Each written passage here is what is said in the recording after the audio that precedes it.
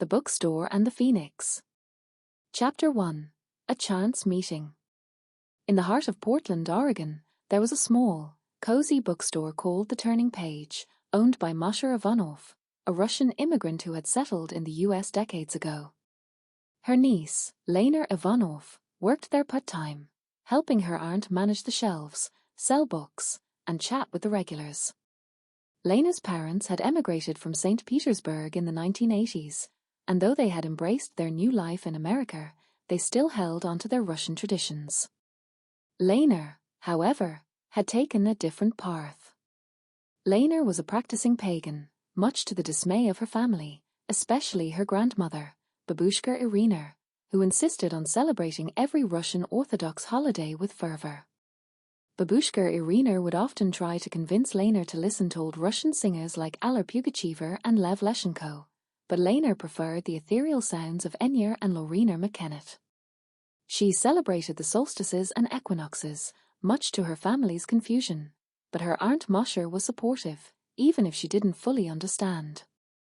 It was a quiet afternoon in the bookstore when Lena first met someone who would change her life. She was behind the counter, organizing a stack of new arrivals, when a customer approached. The person had an air of confidence, with an afro styled into an undercut and wearing a stylish jacket that caught Lena's eye. "Can I help you?"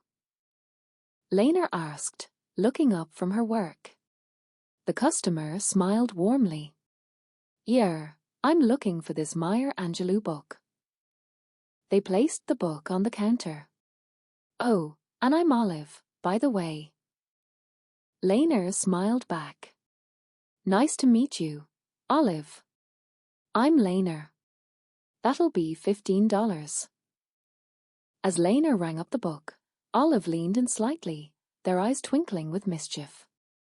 "You know, you have really pretty eyes." Lena blinked, caught off guard by the compliment. Oh, thank you," as she said, feeling her cheeks warm. She handed Olive the book. "Here you go. I hope you enjoy it." "I'm sure I will," Olive said with a grin. "I'll see you around, Lena." And with that, Olive left the bookstore, leaving Lena standing there, feeling a little flustered but also intrigued. Chapter 2. A Growing Connection. Over the next few weeks, Olive became a regular at the Turning Page. They would stop by every few days, sometimes to buy a book, sometimes just to chat with Lena. Each time they visited, Lena found herself looking forward to their conversations more and more. One evening, after closing up the bookstore, Lena received a text from Olive, asking if she wanted to grab dinner. Lena hesitated for a moment, then smiled and replied, "Sure." They met at a small vegan restaurant called Green Haven, a cozy spot with fairy lights strung across the ceiling and plants hanging from every corner. As they sat down, Olive smiled at Lena. "I'm glad you came." "Me too," Elena said, feeling a little nervous but also excited. "So, tell me more about yourself. What do you do?" "I work at a little shop called Often Wonder," Olive said. "We sell handmade jewelry and candles. It's a pretty chill place."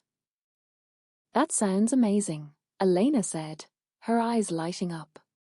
"I love places like that. I'll have to check it out sometime." "You should," Olive said with a grin. "And what about you? How did you end up working at your aunt's bookstore?" Lena shrugged. "I've always loved books, and my aunt needed help, so it just made sense. Plus, it's a nice escape from the chaos of the world." Olive nodded thoughtfully. "I get that. There's something comforting about being surrounded by books." As they continued talking, Lena found herself opening up to Olive in a way she hadn't with anyone else. She told them about her family, about her struggles with balancing her pagan beliefs with her family's Russian traditions, and about how she often felt like she didn't quite fit in anywhere. Olive listened intently, their expressions soft and understanding. It sounds like you've had to navigate a lot of different worlds, they said gently. But it also sounds like you've found your own path, and that's something to be proud of. Lena smiled, feeling a warmth spread through her chest. Thanks. That means a lot. Chapter 3. A Sweet 16 and a Dark Turn. A week later, Lena's younger sister, Katia, was preparing for her Sweet 16. The family had planned a big celebration at a new Russian restaurant in town, and Lena had invited Olive to join them. Katia was excited, not just for the party, but also because her girlfriend, Fatima, would be there. Katia had recently started dating Fatima after breaking up with her ex-boyfriend, Alex, who had treated her poorly. The night of the party arrived, and the restaurant was filled with music, laughter, and the smell of delicious Russian food. Katia looked radiant in her powder blue dress, and Fatima couldn't take her eyes off her. Everything seemed perfect, until it wasn't. Unbeknownst to everyone, Alex had been harboring a grudge ever since Katia had broken up with him. He had been plotting his revenge, and that night, he decided to put his plan into action. As the party was in full swing, Alex snuck into the restaurant and managed to slip into Katia's room unnoticed. He waited until she was alone, then grabbed her from behind, covering her mouth with a cloth soaked in chloroform. Within moments, Katia was unconscious. When Lena went to check on her sister, she found the room empty, except for a note left on the bed. If you want to see your sister again, come to the abandoned warehouse on 5th Street. Come alone, or she'll never wake up. Alex. Lena's heart raced as she read the note. She immediately called Olive and Fatima, telling them what had happened. They all agreed to meet at the warehouse. Chapter 4. The Rescue. When Lena, Olive, and Fatima arrived at the warehouse, they found Katia tied to a chair, still unconscious. Alex stood nearby, a smug grin on his face. Well, Alex sneered. Look who decided to show up. Lena's hands clenched into fists. Let her go, Alex. Not so fast, Alex said, stepping closer to Katia. You see, I've been thinking. Katia made a fool out of me, and now it's time for payback. Before Lena could react, Olive stepped forward, their voice calm but firm. You don't want to do this, Alex. Let her go, and we can all walk away from this. Alex laughed. You think I'm just going to let her go? Not a chance. Fatima, who had been standing quietly, suddenly lunged at Alex, knocking him off balance. Lena rushed to untie Katia, while Olive helped Fatima hold Alex back. As soon as Katia was free, Lena gently shook her awake. Katia, it's okay. You're safe now. Katia blinked groggily, her eyes slowly focusing on Lena. Lena? What happened? It's a long story, Elena said, helping her sister to her feet. But we need to get out of here. With Alex subdued, the group quickly left the warehouse and made their way back to the restaurant. The party had continued without them, and no one had noticed their absence. Chapter 5. A New Beginning. The next day, Katia was back to her usual self, and the family celebrated her birthday with a smaller, more intimate gathering. Lena, Olive, and Fatima sat together, reflecting on the events of the previous night. I can't believe that happened, Katia said, shaking her head. But I'm so glad you were there to save me. Lena smiled, wrapping an arm around her sister. I'll always be there for you, Katia. No matter what. As the evening went on, Lena found herself sitting with Olive, watching the sunset from the porch. The sky was painted in shades of pink and orange, and the air was filled with the sound of laughter from inside the house. I'm really glad I met you, Elena said softly, turning to Olive. Olive smiled, their eyes warm. Me too. And in that moment, Lena realized that she had found something she hadn't even known she was looking for. A connection, a sense of belonging, and maybe even love. It wasn't the kind of fairy tale she had grown up reading about, but it was real. It was messy, unpredictable, and full of surprises. And it was everything she hadn't realized she wanted. Chapter 6. A New Chapter. The days following Katia's rescue were a whirlwind of emotions for Lena. She was relieved that her sister was safe, but the whole ordeal had left her shaken. It was a stark reminder of how quickly things could change, how fragile life could be. But through it all, Olive had been there, steady, calm, and supportive. Lena found herself thinking about Olive more and more, not just as a friend, but as something more. One evening, a few days after the incident, Lena and Olive were sitting in the turning page after hours. The bookstore was quiet, the soft glow of the lamps casting a warm light over the shelves. Lena was organizing a new shipment of books, while Olive sat at the counter, flipping through a novel. "You've been quiet today," Olive said, glancing up from the book. "Everything okay?" Lena hesitated, her hands poising over the stack of books. "Yeah, I'm fine. Just thinking." Olive set the book down, giving Lena their full attention. "About what?" Lena sighed, leaning against the counter. "About everything that's happened. About Katia, about my family, about us." Olive raised an eyebrow, a small smile tugging at their lips. "Us?" Lena felt her cheeks warm, but she didn't look away. "Yeah. I've been thinking a lot about you. About how much you've been there for me, for my family. And I guess I've realized that I care about you. A lot." Olive's smile softened, their eyes warm and understanding. "I care about you too, Lena. More than you know." Lena felt a weight lift off her chest at Olive's words. She had been so unsure of her feelings, so afraid of what they might mean. But now, standing here with Olive, everything felt clear. "I don't know where this is going," Elena admitted, her voice soft. "But I want to find out. With you." Olive stood up, walking over to Lena and gently taking her hand. "We'll figure it out together. One step at a time."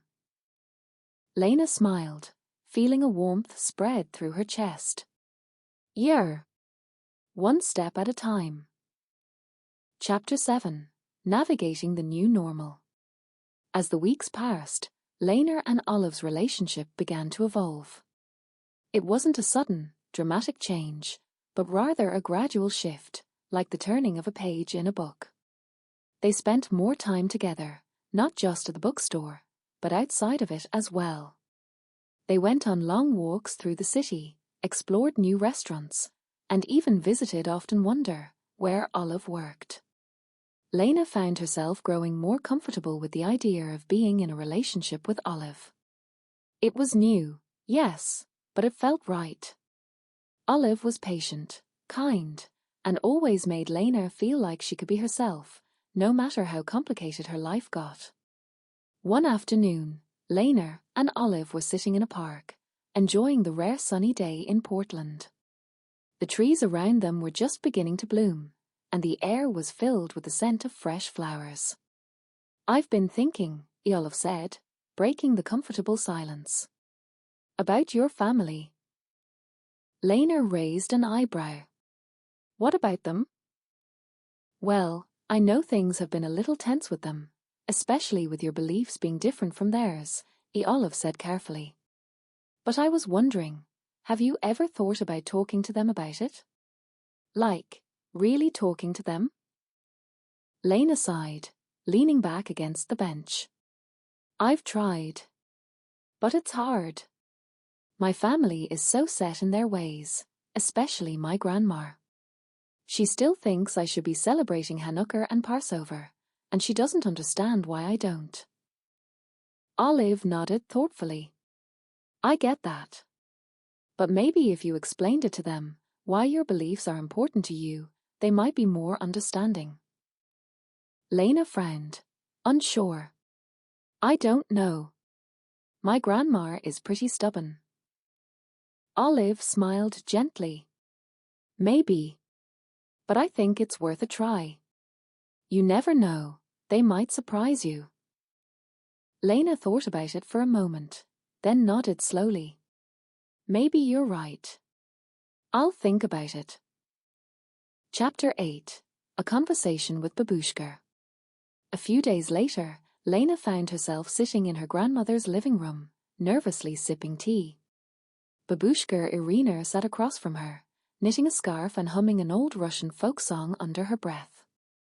Lena had decided to take Olive's advice and talk to her grandmother about her beliefs. It wasn't going to be easy, but she knew it was something she needed to do.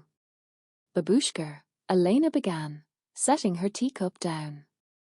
There's something I want to talk to you about.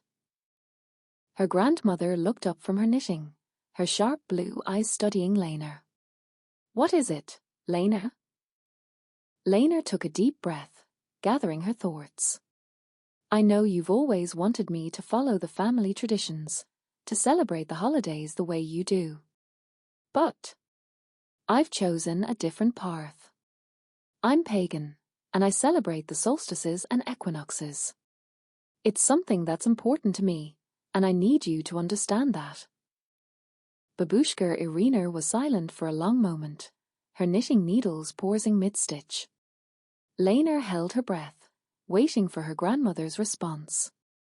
Finally, Babushka Irina set her knitting aside and looked at Lena with a thoughtful expression. You are my granddaughter, Lena. I love you, no matter what path you choose. I may not understand your beliefs, but I respect them. And I respect you. Lena blinked, surprised by her grandmother's words. You or you do? Babushka Irina smiled softly. Of course. You are a strong, independent woman, just like your mother. I may not agree with everything you do, but I will always support you. Lena felt a wave of relief wash over her. She had been so afraid of this conversation, but now, sitting here with her grandmother, she realized that she had underestimated her. Thank you, Babushka, Elena said, her voice filled with emotion. That means a lot to me.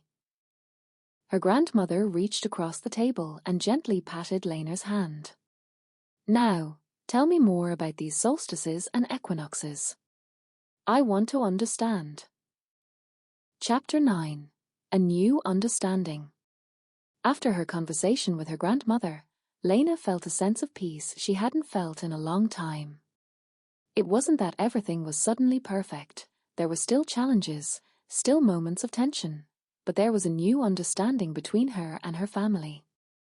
They didn't have to agree on everything, but they could respect each other's choices. Lena shared the news with Olive later that evening, as they sat together in the bookstore after closing. I'm so proud of you, Olive said, smiling warmly. That couldn't have been easy. Lena shrugged, though she couldn't hide the smile on her face.